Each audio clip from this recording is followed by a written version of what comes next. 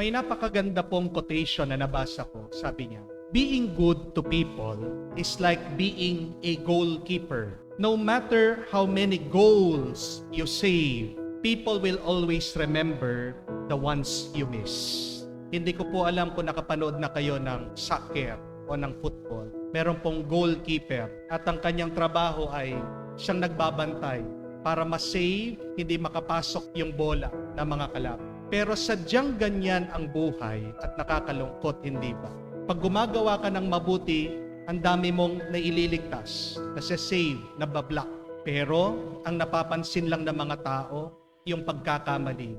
Yun yung tanong bakit pag mabuti yung ating ginagawa, napakatahimik ng mga tao, hindi pinag-uusap. Pero pag nakagawa ka ng mali, agad-agad, ikinakalat ka, sinisiraan ka, ang lakas-lakas, dinig ng lahat, ang ingay-ingay. Di niyo po napansin yun? Kamukha na lang sa inyo po mga magulang. Hindi naman pinag-uusapan ng ibang tao yung pagiging mabuti mong magulang. Yung iyong pag-aalaga, pag-aaruga sa mga bata, kahit napagod ka, maglalaba ka, ihahatid mo yung bata sa eskwela, susunduin mo siya, papakainin, papaliguan, pag may sakit, dadalhin sa hospital, papainumin ng gamot. Hindi pinag-uusapan ng mga tao yun. Ang pinag-uusapan nila yung mga utang mo. Di po ba? Yung hindi mo pagbayad ng utang. Nang hindi nila alam, gipit ka. Pero hindi naman nila alam yung sakripisyo na ginagawa mo para sa mga anak mo. Di po ba?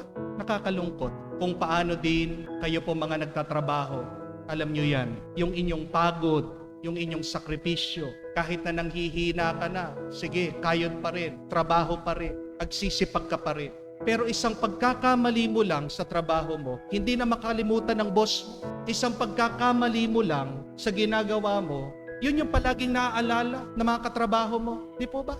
Pero hindi naman nila pinag-uusapan yung matagal, ilang taon ka nang nagtatrabaho, nagsisipag, hindi nila pinag-uusapan o natatandaan yung katapatan mo doon sa iyong trabaho. Kasi isang pagkakamali lang, yun lang yung kanilang naaalala. Yun lang yung kanilang pinag-uusapan. Kung paano din po sa aming mga pari, ganyan din Hindi naman pinapansin yung aming ginagawang mabuti.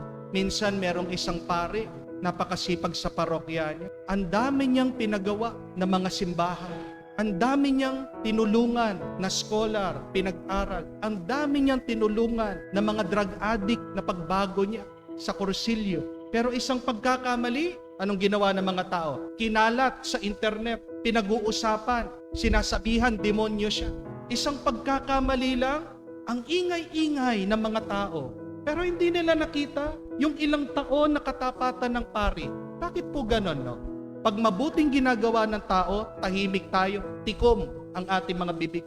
Pero pag may mali na, ang lalaki ng ating mga bunganga, ang iingay natin, yan ang ginagawa ng masama. Kasi tandaan niyo po, God who heals, God who restores, His presence is always silent.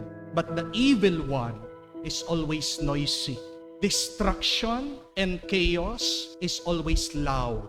Huwag niyo pong kalimutan yun. Paano mo alam na nandyan ang presensya ng Diyos? Paano mo alam nandyan ang kabutihan? Pagtahimik. Kamukha dun sa kwento po ni Prophet Elijah. Kung matatandaan nyo, nasa bundok siya, nakipag-meet up ang Diyos sa kanya. Dumating daw ang lindol, dumating ang unos, dumating ang ingay ng bagyo, dumating ang apoy.